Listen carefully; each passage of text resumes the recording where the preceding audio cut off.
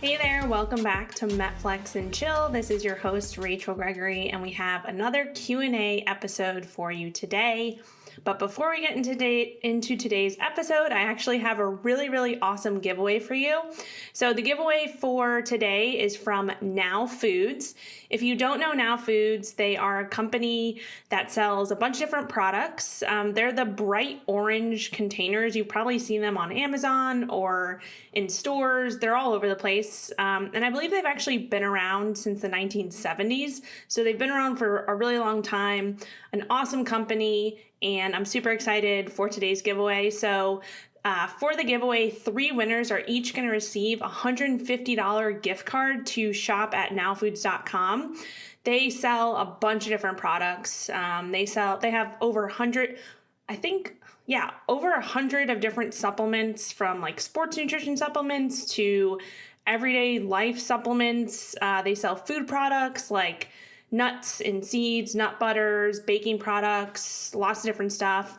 They also have a beauty and hygiene product line, and they even have pet products. So they have tons of stuff, lots to choose from.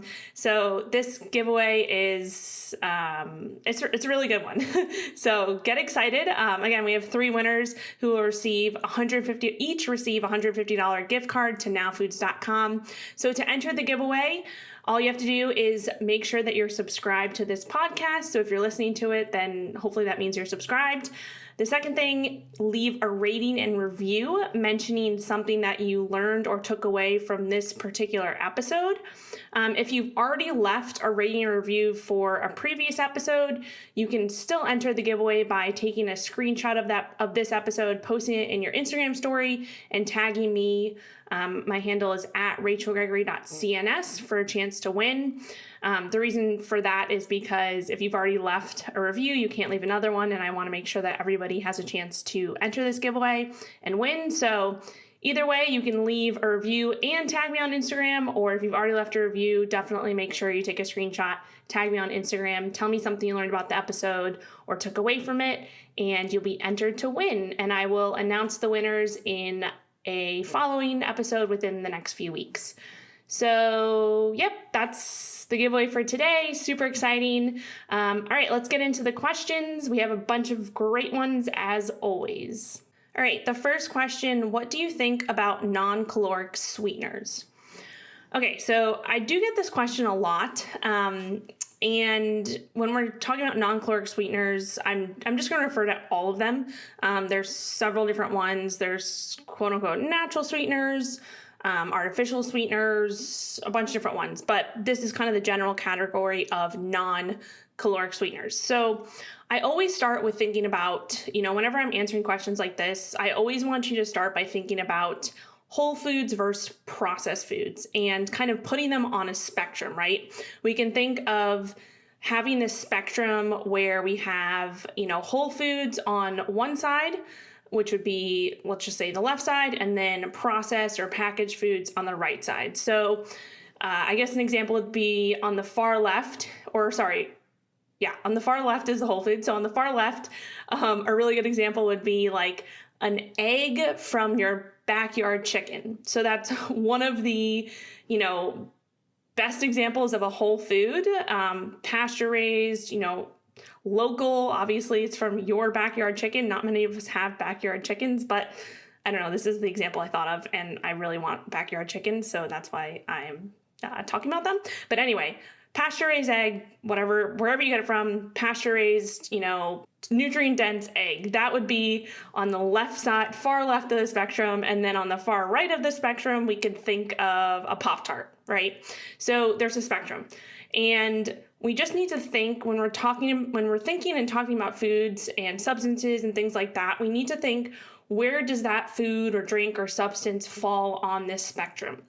And I like to think of this as the 80-20 rule or the 90-10 rule if we're getting super dialed in for whole foods versus processed foods. And you've probably heard me talk about this before on the podcast, but the majority of your foods that you consume, that 80 to 90% should have either had a face at some point or grown from the earth at some point. So if you think about your food throughout the day, what you eat, if 80 to 90% of that has one of those two things, then you're good. And then that other 10 to 20% could potentially be, and again, this comes back to the individual, always comes back to the individual, always comes back to where you're coming from, your history, your metabolic state, all of that. But that other 10 to 20% can be more of those flexible foods, maybe those packaged or processed foods.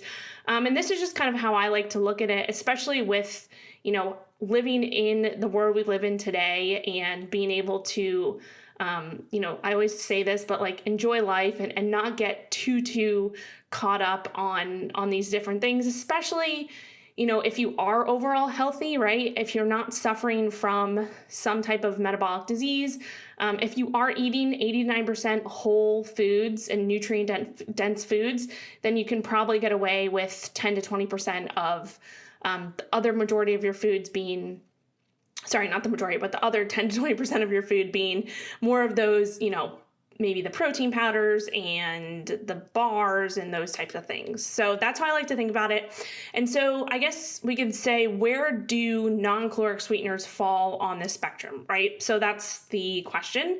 And I would say that they do fall into that 10 to 20% range, that 10 to 20% of flexible packaged processed foods, because most are processed, right? If we think of non-caloric sweeteners, we think of stevia, monk fruit. Those are the ones that come to my mind because those are the ones that I use, and I'll talk about this in a second. But then you can also talk about sucralose and Splenda and what's the other one? The pink packet.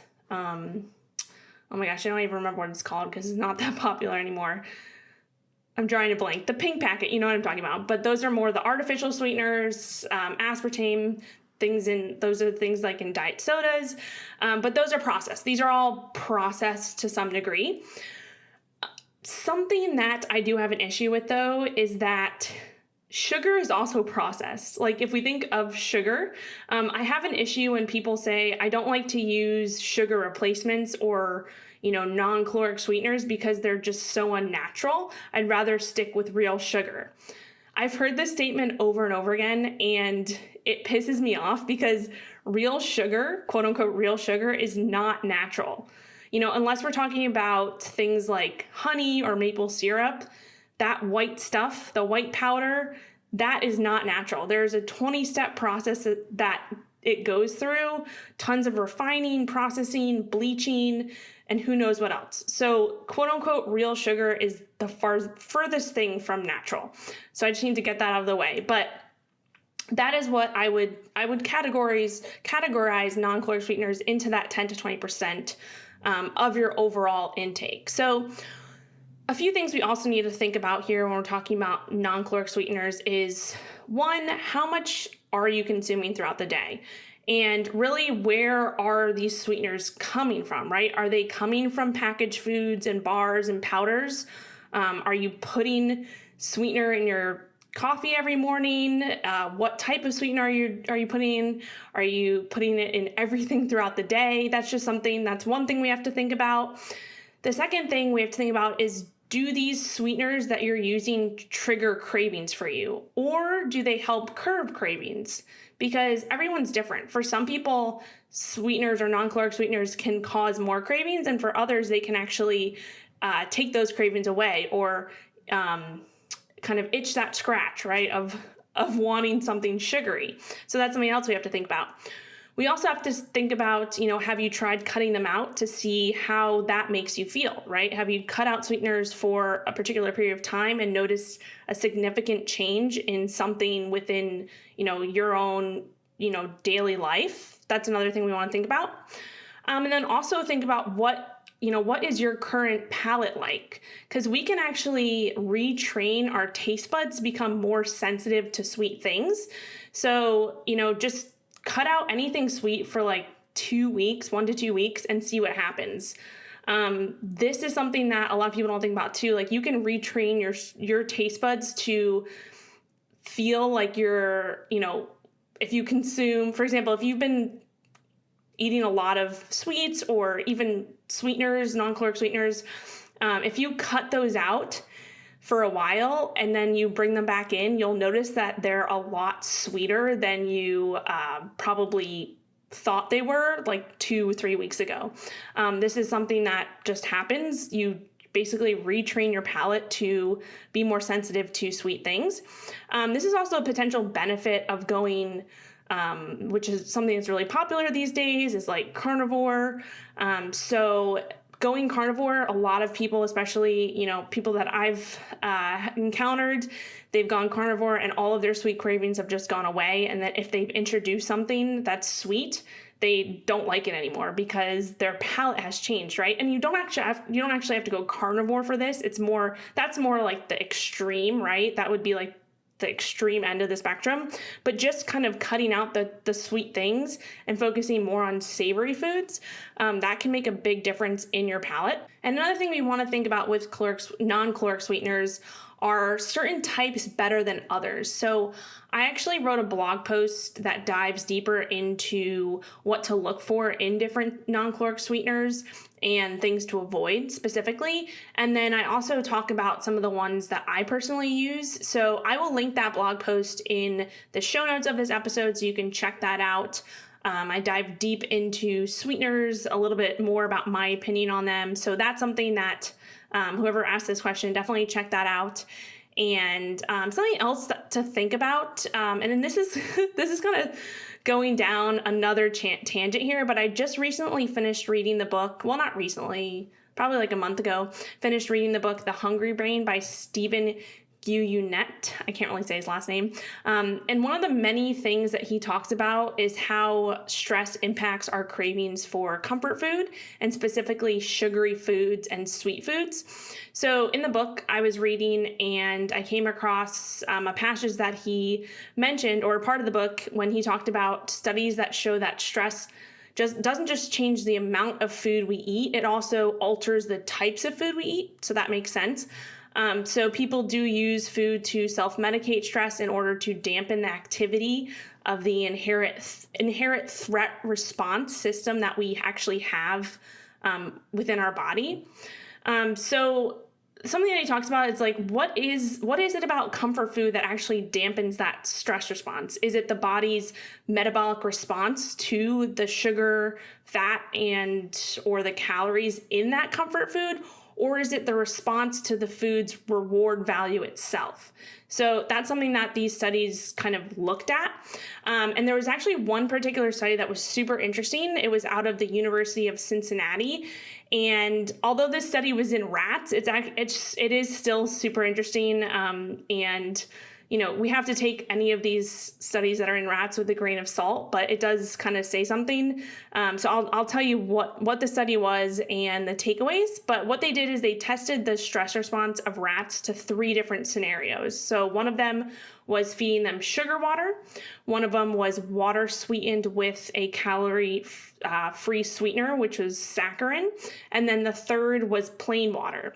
And what they did is they measured the activation of the rat's HPA axis. The HPA axis is just a term used to represent the interaction between the hypothalamus, the pituitary gland, and the adrenal glands, which are basically they govern our overall stress response. So just if you hear the HPA axis, if you hear the HPA, oh my gosh, if you hear the HPA axis, it just means kind of the overall governing body of our stress response throughout the body, throughout our body. So researchers actually hypothesized that the sugar water would reduce stress due to its metabolic impact on the body rather than its rewarding effects in the brain.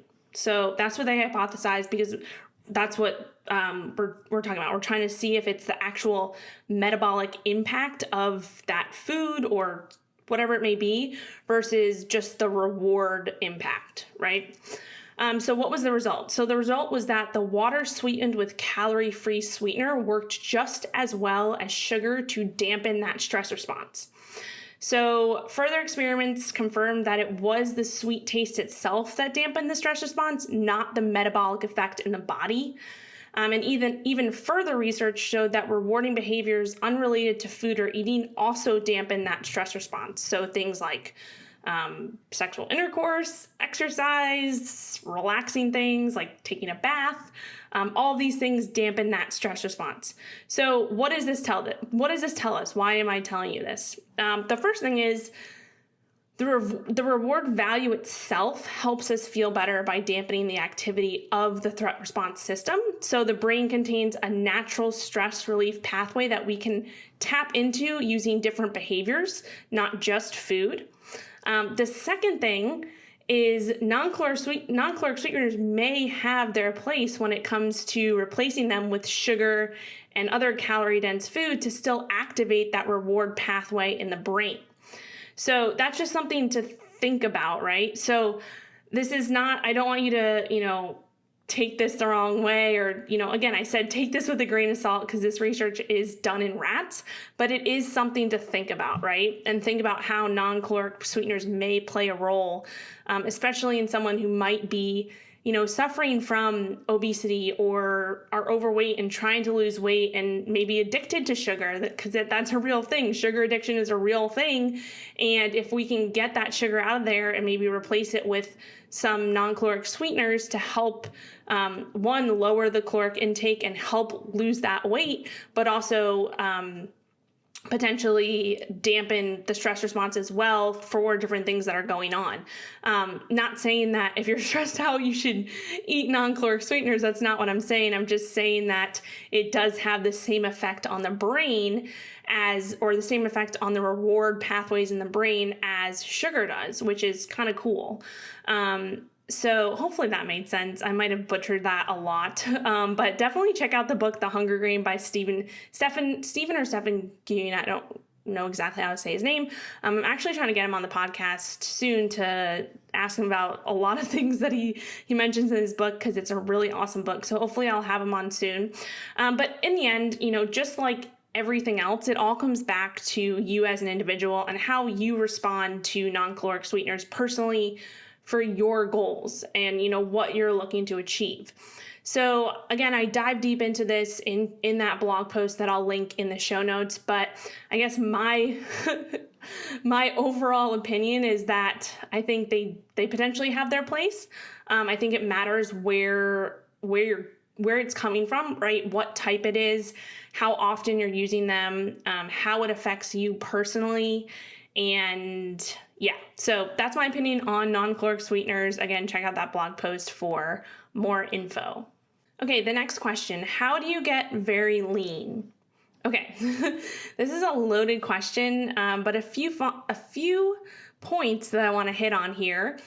The first one is that no matter what you do for anything you do, right? So if it's getting very lean, going on a diet, trying to build muscle, trying to do anything in life, knowledge and education are key. So a few key areas you need to be knowledgeable about when trying to get very, very lean or shredded. The first one is you need to be knowledgeable about what happens when you diet to get very lean, so you know what to expect going into it and coming out of it. So you have to understand what happens with your metabolism when you go on a diet. I did talk about this in previous episodes. It's this concept called adaptive thermogenesis. I talked about it in the episodes where I talked about diets and diet breaks and refeeds. So definitely check those out. I'll link them in the show notes. But you have to understand what happens with your metabolism, because things do happen, right? When you go on a diet, especially if it's to get very lean, as you're asking, or shredded, you have to understand these things. The next thing I would say is you have to understand why cardio actually does play a role and why it needs to be used in a strategic way. When I say this, I mean you have to use cardio strategically. You need to titrate it in and do it in a way that is, like I said, strategic, because it's very easy for our bodies to adapt to cardio. And if we're just if we're trying to get super lean and we're just doing as much cardio as we can right off the bat, our bodies are going to adapt, and you're not going to have any kind of, runway once you get more into the deficit and more into the diet, right? So you need to have, what's the saying? You need to have something left in the tank. You need to have tools to implement as you get leaner and leaner, and cardio is one of those tools. So you need to implement it strategically so that your body is not completely adapting. The next thing we need to think about is why building muscle is important to actually look how you want when you get lean, right? You don't want to look skinny fat. That's a phrase that we kind of hear thrown around, but it is a true thing. Like when you get super lean, if you don't have an adequate amount of muscle mass on your body, you're just going to look skinny, right? And I mean, some people like that look, but personally, I think that it's nice to look more toned, as people like to say. And the only way that you can look quote unquote toned is if you have muscle, and you need to build muscle in order to have muscle, obviously. The next thing we need to think about is you need to have tools in your toolbox to ensure that you can actually adhere to what you're doing. So the first thing with this is you need to understand nutritional periodization, and that you can't and you shouldn't always be in a deficit. So you need to understand how to periodize your nutrition so that you can go into a fat loss phase, especially if the goal is to get very lean and shredded. You can go into it in a really good place and come out in a good place. So having tools in your toolbox to help you not only set you up for, going into that fat loss phase, but also throughout that fat loss phase. So things like calorie cycling, refeed days, diet breaks, using intermittent fasting. I use a lot of, when I'm, in a fat loss phase, I use PSMF days, which stand for protein-sparing modified fast days, which I talk all about in my Keto for Women program. That's one of the tools that we utilize. Carb cycling is another one, carb ups, things like that. These are all tools that you have in your toolbox to help you adhere to whatever protocol you're following, right? So I talked about all these things again in that previous refeed and diet break episode that I'll link in the show notes, and then also the episode that I go into carb ups and carb cycling, which I'll link in the show notes as well. The next thing you have to think about when you're trying to get super lean is you need to track things. You need to collect data. You have to have metrics and data so that you can accurately adjust and see the entire picture, right? If you don't do this, you're just gonna go in blind and it won't be a good situation. You'll be spinning your wheels and it's just not gonna be good, trust me. So you need to track things like obviously your food, so your intake, what you're consuming. You need to track biofeedback metrics. So I talk about this all the time. Your movement, so your steps is an easy way to track that. Your performance in the gym, your recovery, your sleep, your cravings, hunger, all of these are biofeedback metrics. And then you should also be tracking other metrics like weight, body measurements, and pictures. If you are just tracking your weight, you're missing out on a lot of the potential progress that you're making because the scale is so variable from day to day. So you definitely need to be tracking body tape measurements and progress pictures as well. The next thing I would say is you have to plan and prepare. If you're trying to get super lean, you must plan your days and your weeks ahead of time. Again, if you don't prepare, if you fail to prepare, you prepare to fail. That's just what happened, especially with the goal of getting super lean. That's just part of it. And you also have to prepare your food. So you have to prep your food ahead of time so that you can, go into each day feeling prepared and not kind of succumbing to things that happen throughout the day, like stress and whatever might come up, and not having that plan in place. And then with that too, preparing your own food is super important, especially if you are trying to get super lean, because you need to know what goes into that food, right? If you don't know exactly what you're consuming, then you're not gonna be able to track it accurately, and then you're not gonna be able to make accurate adjustments from there. The next thing with trying to get super lean or shredded is you need to be willing to sacrifice, right? So you have to be willing to sacrifice things within your social life, like going out to eat, going out to drink, eating at restaurants all the time. It's not something that can happen, especially every night. I'm not saying it can't happen at all, but that is something that you need to be cognizant of, because you're going to have to sacrifice that. That's just part of it. You're going to have to sacrifice some of your performance in the gym or, whatever you're doing, your performance in your training. The leaner you get, the more your performance is going to suffer. That's just what happens because you have less recovery ability, you have less resources, less fuel coming in. So you're not going to recover as well. You're not going to have as much energy to perform as well. So that's another piece of the puzzle that you have to think about and another sacrifice that you're making. And you're also going to have to sacrifice really feeling your best, right? As you start getting very lean, you're going to be hungry. You're going to be fatigued. You're going to be moody. Cravings will increase. You're likely going to lose your libido and hormones will definitely take a hit. These are just a few things that happen. And this is, when I'm saying this, it's when I'm talking about getting super, super lean and shredded, like stepping on stage or for a photo shoot or something like that. So that is everything I'm saying is answering this specific question. So the next thing I would say is you want to definitely get a coach. You should have an outside perspective looking into what you're doing. Having that accountability and that stake in the game is super important. Not just the motivation factor, but just having someone that you are accountable for is going to, allow you to stick to what the plan is a lot easier because you have someone checking in on you, right? So that's a part of it. And then also having a stake in the game, specifically a financial stake in the game, can really help with that as well.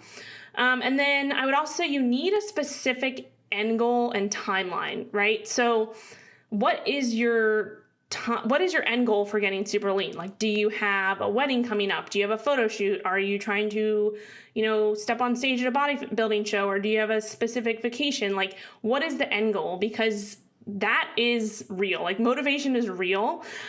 So I'll give you just like a little snapshot of my recent cut that I actually just ended. This cut was a little bit different, not a little bit different. It was a lot different than my experience from my cut last year. Last year, my cut, I was prepping for a photo shoot. This year, I was prepping for a cruise, and the cruise actually got canceled halfway through my cut. So, and when I say cut, I mean my fat loss phase, and that definitely took a hit. So that is something that you just need to be aware of. Like, what is the end goal? What is your timeline? I'm not going to dive too far into my recent cut in this episode, but I am going to chat about it more, probably in a follow-up episode or in a blog post. So look out for that. But you need a specific end goal and timeline. You can't just be, in my opinion, you shouldn't just be trying to get super shredded and very lean without a specific goal in mind, because it's going to make it a lot harder. And then we also have to understand reality, right? We can't be shredded all the time. It's just not reality. Maybe like 1% of the population can look shredded 24/7, 365 days a year. I don't even know if 1%, maybe 1%, but that is a lot to do with genetics. It's just not reality. And the reason for this is because we actually all have a certain body fat percentage floor. And that's what we kind of call it in the nutrition space, is this body fat percentage floor. When we dip below this body fat percentage floor, things like hunger, cravings, crappy sleep, low energy, being hyper food focused, poor hormones, and building muscle and maintain muscle is basically near impossible.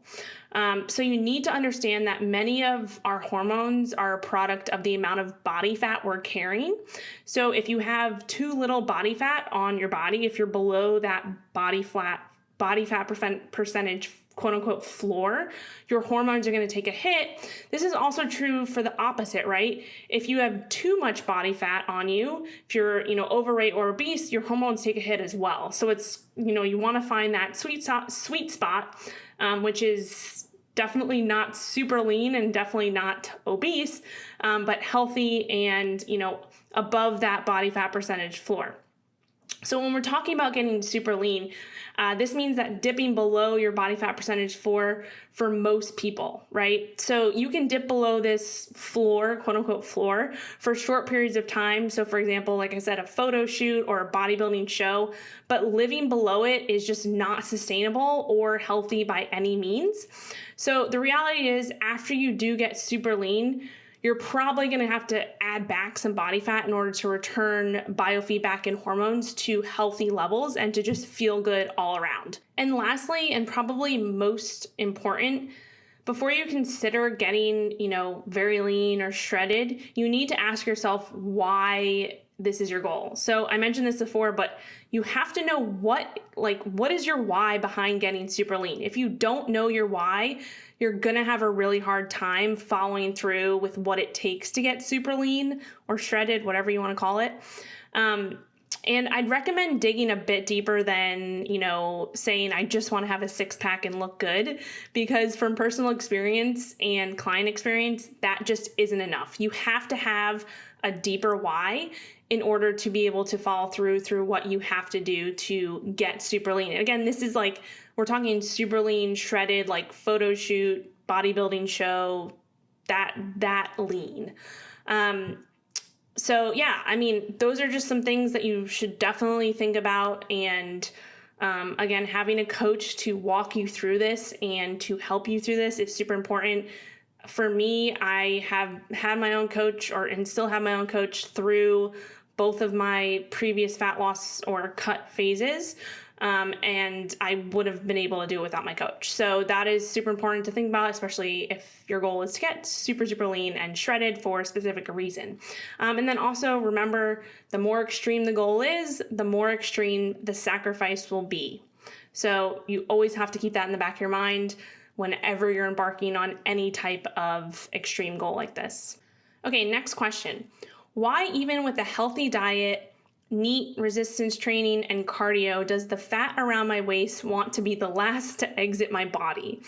Okay, when this person says NEAT, by the way, that just means non-exercise activity thermogenesis. That just means it refers to all the activity that you do outside of the gym. So all the movement outside the gym, blinking, fidgeting, walking the dog, folding the laundry. That's what NEAT encompasses.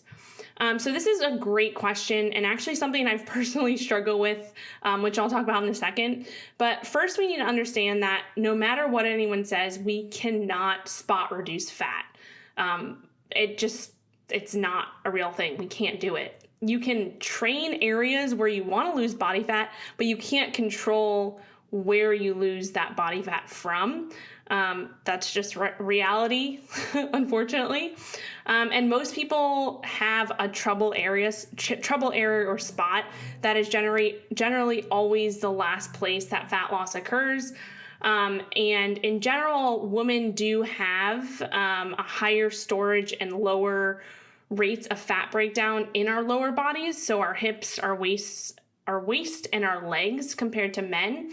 That's just how it is. It's part of being a female. And we also store more fat in our subcutaneous tissue, which just means right under the skin, whereas men store more in their visceral fat, which is known as the fat around your organs. This is actually a good thing for us because fat around your organs is actually more dangerous than the fat just underneath your skin. Obviously, it's not as visually appealing for us, but it is actually healthier. And just something to think about. But that's just women in general. We store more fat on our hips, our waist, and our legs. That's just part of being a female. I also think genetics plays a role here too. So like I said, I'll give you an example of my struggles over the years with my specific trouble spots. So I always the last place that I lose fat is always around my lower stomach area. That's just how it is. Even when I was like the leanest I was for my photo shoot, I still had some lower belly fat. And I think that this does play into genetics because when I think about my parents, my dad actually, he is he's super skinny. He's always been skinny, but he's always had this stomach pooch, this lower stomach pooch. It's just kind of this little roll on the bottom of his stomach. And I have had that my whole life too. Whereas my sister and my mom have always had completely flat stomachs. No matter how much weight they gain or lose, their stomachs are always flat. So I think that has to do with it. Definitely genetics plays a role here for those trouble spots. So that can be one thing. And then I also think stress plays a role here too, especially more in the belly area. So there actually has been several studies that have shown that people with higher stress levels tend to gain more body fat over time than people with lower stress levels. That kind of just makes sense. And there actually are studies that show this. And guess where that fat gain actually tends to happen? It is in the stomach or abdominal area. So chronic stress actually tends to shift the distribution of body fat towards the visceral cavity, which can also cause lots of metabolic issues, which we talked about, that visceral fat is something that's a little bit more dangerous, the fat around your organs. And excess and chronically elevated cortisol may be a key reason why everyday stress can cause overeating and fat accumulation around the midsection. So that's something to think about too. We still need more research on this, and I personally need to dive a little bit deeper into the subject more, but it is definitely something to consider.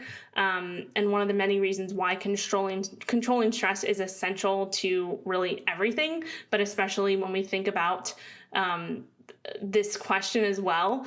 Not saying that if you completely reduce your stress that you'll lose the body fat in the trouble area. That's not what I'm saying, but there are, studies that show that people who are more chronically stressed tend to store a little bit more body fat around that abdominal area.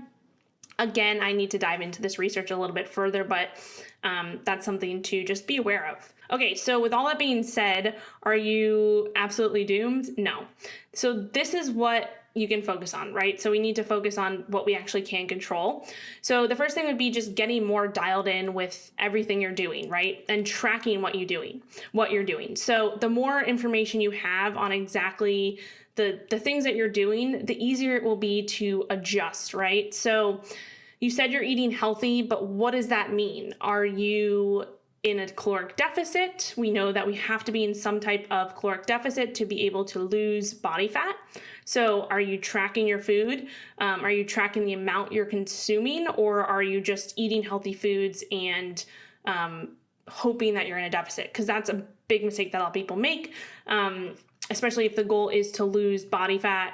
You have to be in some type of deficit, and the only way you'll know that is if you are tracking your intake, right?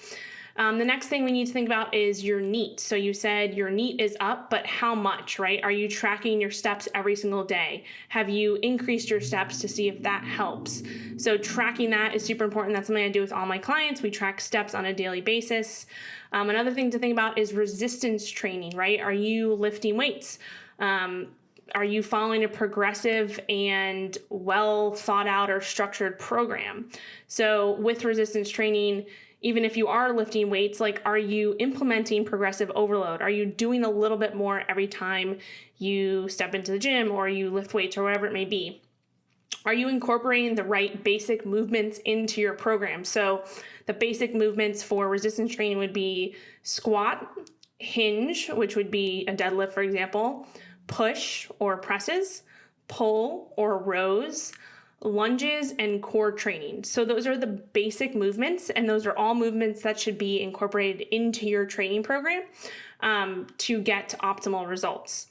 So that's one thing. Another thing to think about with resistance training is, do you have enough intensity, right? Are you training in that 1 to 3 reps in reserve range? So with all of my programs that I put together for my clients, and for the exercise programs on my website, we use either RPE or RIR, which is just a way to gauge intensity of your workouts. And with RIR, that just means reps in reserve or reps left in the tank.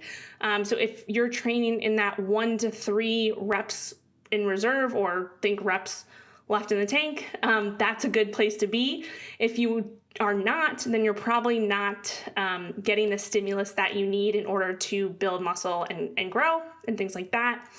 Are you actually getting strong? Do you have enough volume? Are you utilizing proper form? Are you recovering properly to actually be able to overload and progress? So these are all part of that category of resistance training and building muscle, which overall will help you to change your body composition as well. The more muscle you have in your body, the better, the more metabolically taxing that is, the more quote unquote energy you'll burn throughout the day, and when you do lose that body fat, the better you will look and feel.